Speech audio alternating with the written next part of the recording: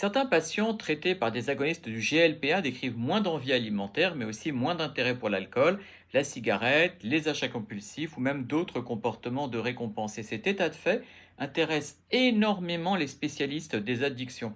Des essais humains préliminaires menés avec des molécules comme le sémaglutide, donc l'Ozempic, suggèrent une possible diminution de la consommation d'alcool et du craving chez certains patients. Mais les résultats restent encore hétérogènes et les études de petite taille.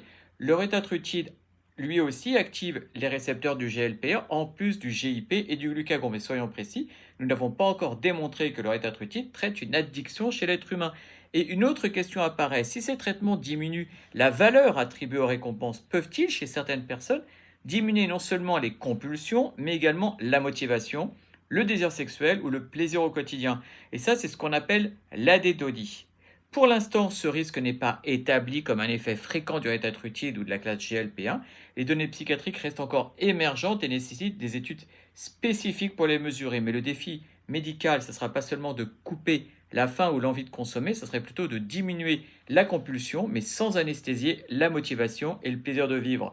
Les médicaments métaboliques, ça pourrait devenir une nouvelle piste contre certaines addictions, mais le rétatrutide, lui, reste encore une hypothèse dans ce domaine et pas un traitement démontré. Alors attention.